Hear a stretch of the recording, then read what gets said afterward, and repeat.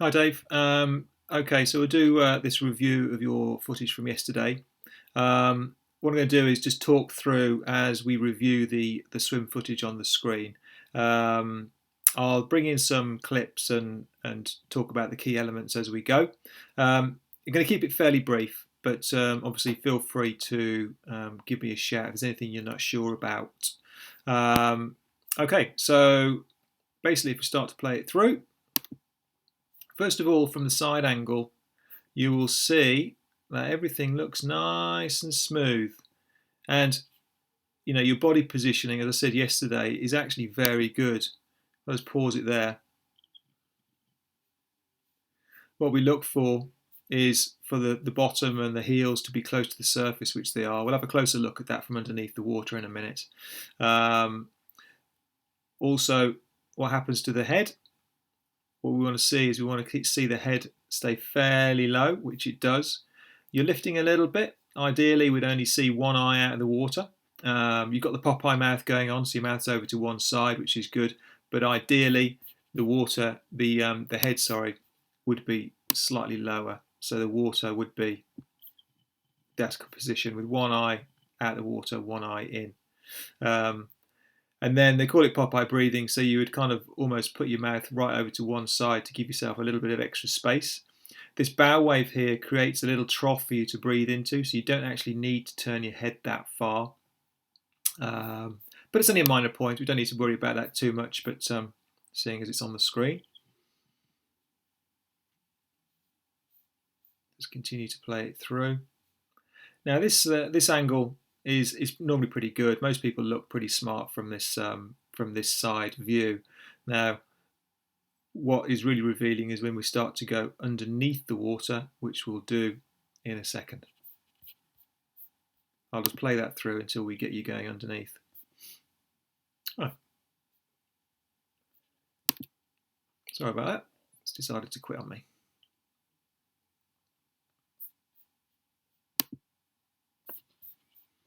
Let's get it going again. Sorry about that. So just play it through till we get you underneath the water.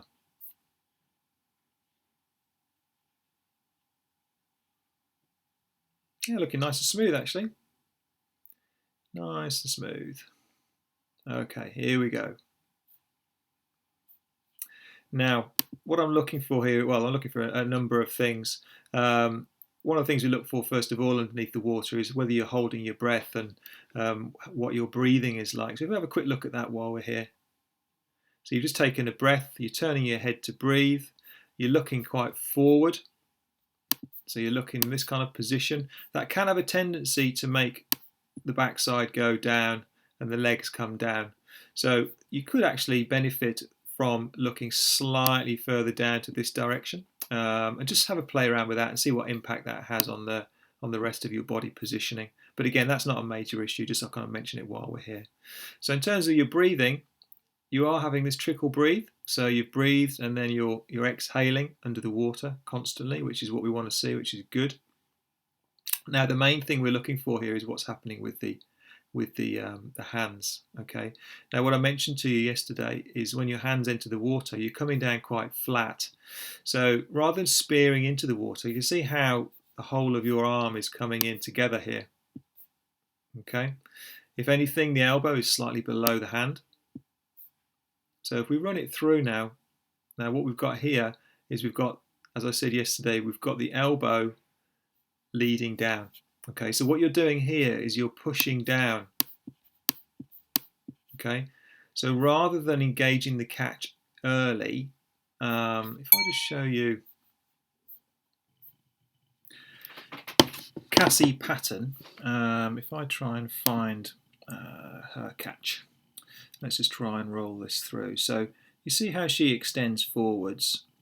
She's actually probably not a good example to use in this case, but what I'm trying to demonstrate here is this shape here. You can just about see it in the corner of the screen. So she's extending forward, and then she's got the high elbow at this point, and then she's driving down from the fingers.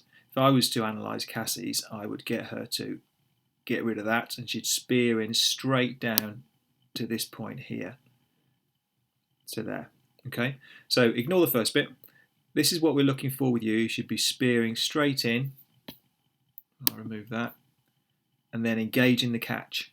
Okay, so what she's doing is she is pushing back. Okay, back in the direction of her travel.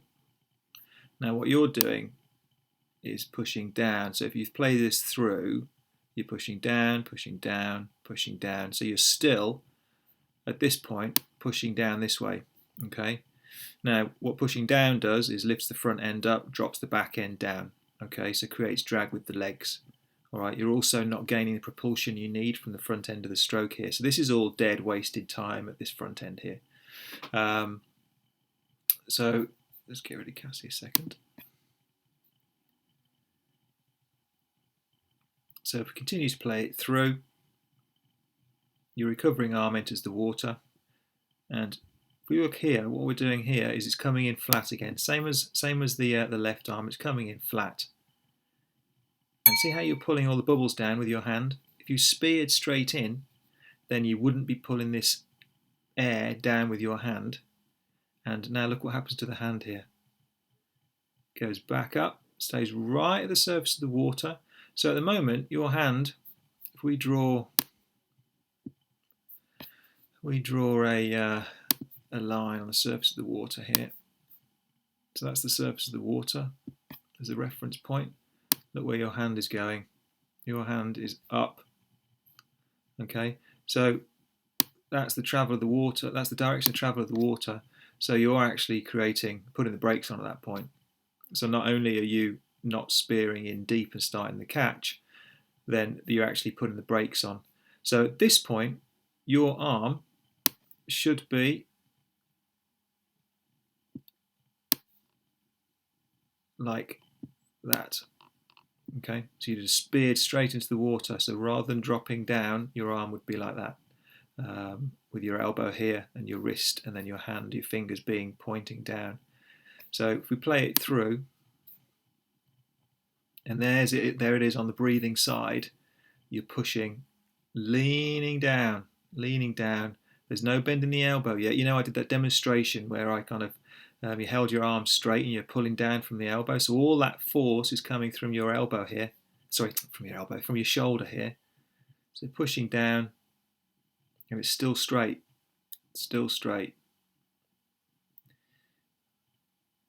And then there's the recovering arm coming back in again. Okay. All right.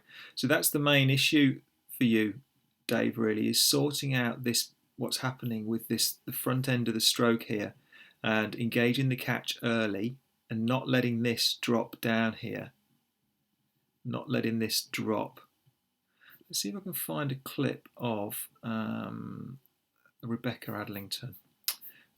Just give me 2 seconds.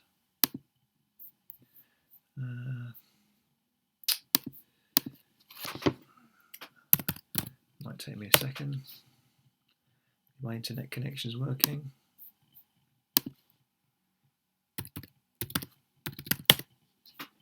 Here we go. I'll just play this through so you can see Rebecca Adlington's stroke from under the water.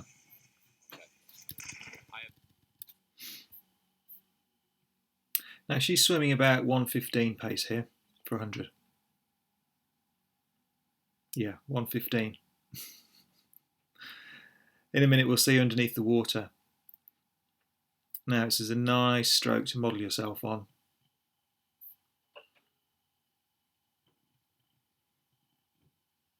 See how her hands are spearing into the water, staying bang straight.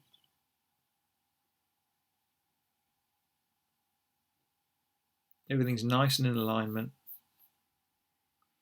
We'll see it going back the other way now. It's just so fluid under the water. So try and pause it on one of these. Okay, so this is the arm that I was talking about before. I can't do this in slow motion on here, unfortunately, but I'll try and catch it when the other arm enters. Now, she has actually still got a little bit of a fault in her arm action, but it's clearly not affecting her too much. If I just try and take that back, I'll show you what I mean. So even Rebecca Adlington, there we go, it's up. She shouldn't be doing this. So even people like Rebecca Adlington have got room to improve their stroke. Let me just play it through a little bit more. There we go. So she spears into the water. She's still pulling a little bit of air down. And then she engages the catch. So the catch is driven by the fingers. Okay, and that's where the agility paddles are good, because it makes you drive the stroke from the fingers. There's that catch. Look at that nice bend in the elbow. Pushes it straight back. Same on the other arm. Okay, so that's what we want to be looking to achieve. See, she's got a little bit of a dropped elbow still. It's amazing how you can look at elite swimmers, Olympic gold medalists, and still find faults in their strokes. There's always room for room for improvement. Okay, so if we go back to you, let's just play it through a little bit more.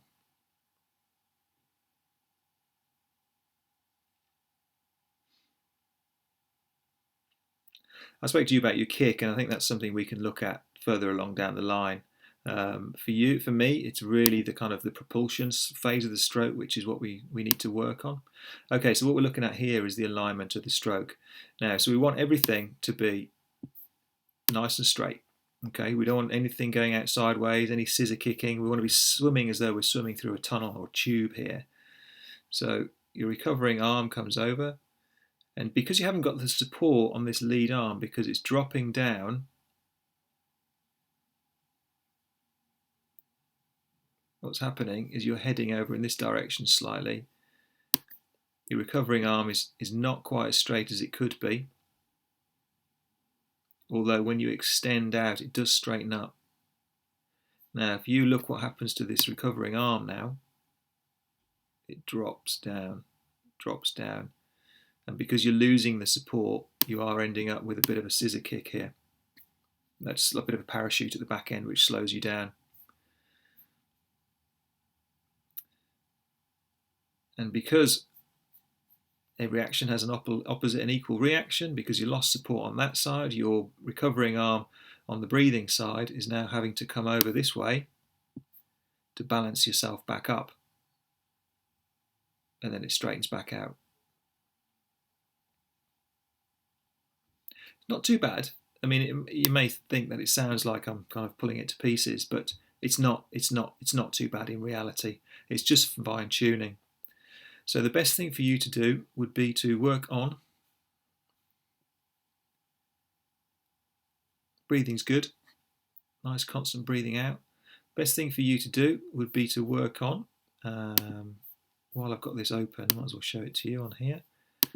Work on your alignment. So you know what the kicking on the side drill is. So if I show you the 616, which I know you also know as well, but just so as you can see what it should look like done well. I'll show you a short clip of this.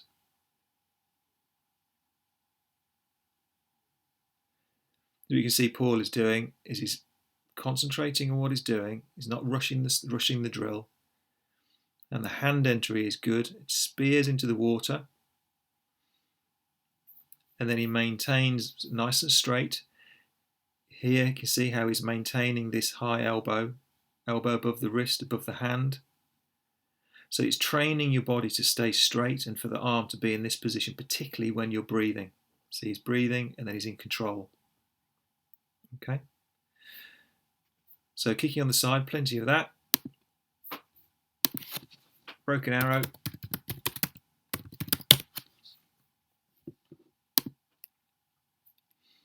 It's almost it's a progression of the kicking on the side. Kicking on the side, lift the arm straight up, and then almost like a little salute to the forehead, and then it spears in. This is practicing spearing into the water.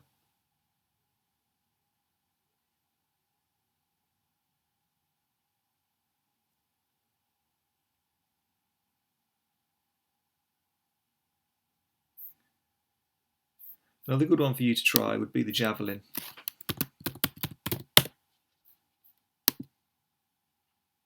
Okay, it's another variation on the same theme. So if I take this forward a bit, Now, these drills do require the freestyler fin, which is this yellow one here that Paul's holding. Freestyler paddle, long fins, and then the agility paddle will help you with your, or help you not drop your elbow. Let's try and find a clip of you actually swimming here. Here we go.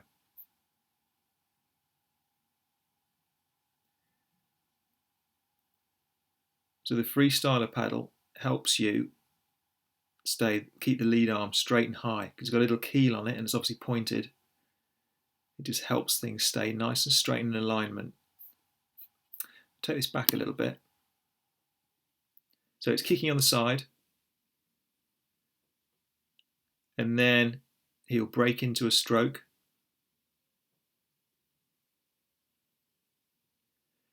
And like the text says there, he's breathing away from the lead arm. Keeping that lead arm high.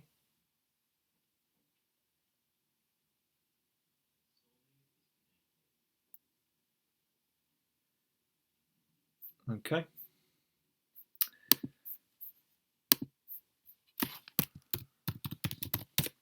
Oops.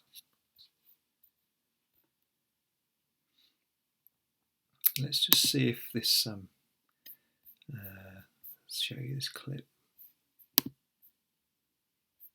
Okay, yeah, this is just an image of showing you what the agility paddles do. So it makes sure that you don't drop the elbow because the paddle will start to come off your hand. It will feel uncomfortable if you don't have your hand in the correct position. Okay, so it's worth swimming with the freestyler paddles on. You can do some one-arm drills with the freestyler paddles on, particularly on the weak side. So the side when you breathe, so the non-breathing side. Do it with the pool buoy, or you can do it with some fins on. My daughter is screaming her head off in the background, so I apologise if you're picking that up. Okay, so yeah, I think that's pretty much all we need to cover for now. The only other thing really you can work on to make sure that your hands are set up for the catch and you're not dropping the elbow so much would be scull, which again you know, scull number one. But again, just so as you've got the footage and you can see what it should look like. Get it right, you get a nice bit of speed going. As you can see, Paul's motoring along there. Nice and in control. It just makes sure that you train your body to keep your elbow above your wrist, above your fingers, and your fingers are feeling for the water, and you're getting feeling that pressure on the palms of your hands. If you drop your elbows down at this point, which is similar to what you're doing, then you'll start to stop, or you'll start to go backwards with the sculling. It won't give you any propulsion. So they're the things you need to work on really for now. There are other progressions, but I don't think it's worth going into those at that point. I think there's enough there for you to practice for the time being. I hope you found that useful. If you have anything else that's, any more questions or anything, then give me a shout. The best thing to do is to practice this for 4 to 6 weeks. And then if you want to give me a shout and we can go over things again, that's fine. But I'll just kind of leave it up to you from there. But feel free to give me a shout. Here's a demonstration of why they use the skull drill. That's similar to you. I'll turn this up so you can hear actually. Glide within their stroke, constantly lengthening forward, but unfortunately without being aware that the elbow often sinks in the water and the palm of the hand ends up facing forward in a sort of stop sign action. Have a go doing this exercise, the sculling drill, with the fingertips pointed down below the wrist and wrist below the elbow, and you'll notice how you move comfortably forward in the water. By reversing this position and allowing the elbows to drop and fingertips to rise up towards the surface, you'll notice that you instantly stop going forwards in the water and may even start to push yourself backwards. There you go. That was all quite nice. That's exactly what I've been saying. So that's quite nice. It proves that I'm not making it up. Okay. Well, like I say, give me a shout if there's anything else. But yeah, I hope that's been worthwhile for you.